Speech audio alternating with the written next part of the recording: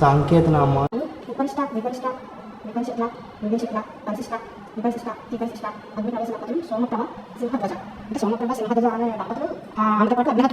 యాభై మూడు నుంచి 78 గోత్రాల వరకు ఉన్నారు. వీటికి సంబంధించిన పేర్లు లోపల విగ్రహాల రూపంలో ప్రతిష్ఠించి ఉన్నాయి.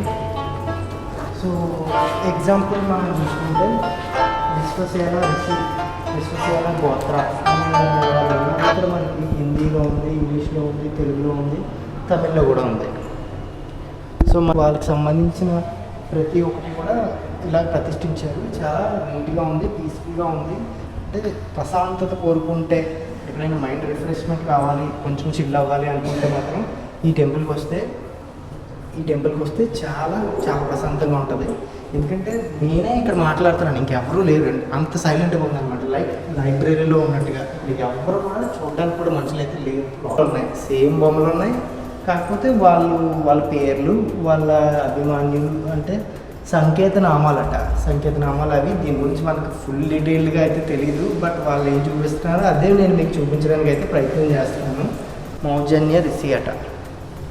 ఈ గోత్రాలకు సంబంధించిన వాళ్ళందరి విగ్రహాలు కూడా వాళ్ళ పేర్లు, దంపతుల పేర్లు ఇక్కడ ప్రతిష్ఠించాడు. సో ప్రతిష్ఠించిన ప్రతి విగ్రహాన్ని కూడా ఇక్కడ మనం సందర్శించుకోవచ్చు.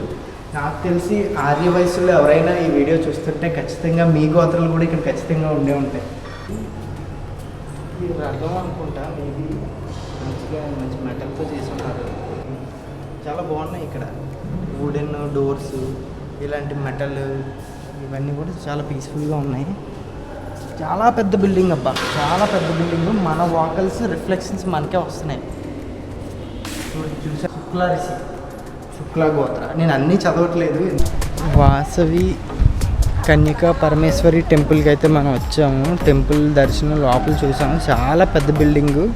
ప్లస్ ఏంటంటే బిల్డింగ్తో పాటు లోపల 102 గోత్రాలు అయితే నేను చూసినవి. 102 గోత్రాలు, వాళ్ళ దంపతులు, తర్వాత వాళ్ళ గురించి కింద ప్రింట్ చేసి ఉన్నాయన్నమాట. చదువుకోవడానికి అనువుగా ఉన్నాయి.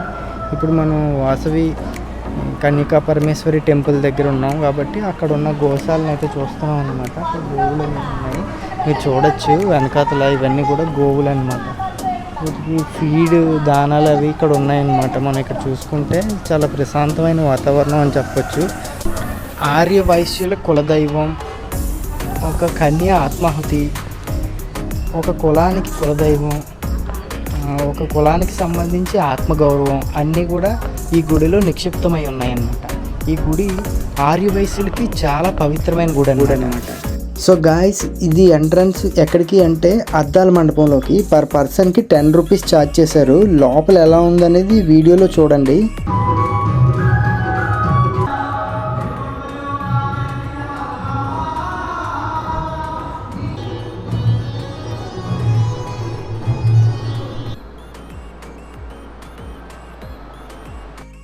సో గాయస్, చూసారుగా అద్దాల మండపం ఇలా అయితే ఉంది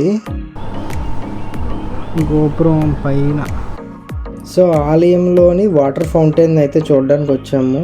జనాలు ఎక్కువ రాకపోవడం వల్ల అనుకుంటాను ఇది అంతగా మెయింటైన్ చేసినట్టు అయితే నాకు అనిపించలేదు. ఈ యాష్ ఉంది లోపల చూస్తుంటే. రీసెంట్గానే ఏదో పూజలు చేస్తున్నారు. నవగ్రహ వనానికి స్వాగతం, సుస్వాగతం. దాంతో పాటు మీరు కూడా చూసేయండి. సో పార్క్ లాగా ఉందన్నమాట. చూస్తున్నారు కదా, ఇది ఖర్జూరం చెట్టు అనమాట. సో గైస్, మీకు కనిపిస్తున్నాయి కదా నవగ్రహాలు, అవన్నీ కూడా నవగ్రహాలు అన్నమాట. సో ఇక్కడ మనకు ఒక ఇగ్లూ లాగా ఒకటి కనిపించింది. ఏంటి అని చెప్పి దగ్గరికి వెళ్ళి చూస్తే ఇది ఒక శివాలయం. శివాలయంకి వెళ్ళి దర్శనం కూడా కంప్లీట్ చేసుకున్నాం మనం. మీరు చూడొచ్చు, శివాలయం చుట్టూ కూడా శివలింగాలు ప్రతిష్ఠించి ఉన్నాయి. సోమవారం వస్తే ఇక్కడ కొంచెం రష్ అయితే ఉండే అవకాశం అయితే కనిపిస్తుంది. So guys, Kanyaka Parameswari temple vlog అయితే ఇక్కడితో కంప్లీట్ అవుతుంది. ఈ వీడియో మీకు ఎలా అనిపించిందో కింద కామెంట్ చేసి చెప్పండి. Thank you guys. ప్రదేశం చాలా సుందరంగా ఉంది. చుట్టూ కొబ్బరి చెట్లు పచ్చదనంతో అదిరిపోయింది అనుకొని చెప్పొచ్చు. వచ్చిన వాళ్ళు మాత్రం లోపల ఈ వాసవి కన్యకా పరమేశ్వరి గోత్ర సువర్ణ మందిరం అని చెప్పేసి ఒకటి ఉంటుంది. ఆ మందిరంలో కనీసం ఒక 1/2 అవర్ కూర్చోడానికి ట్రై చేయండి. మెడిటేషన్ చేస్తే ఎంత పీస్ఫుల్నెస్ వస్తుందో అంత పీస్ఫుల్నెస్ వస్తుంది. చూడొచ్చు.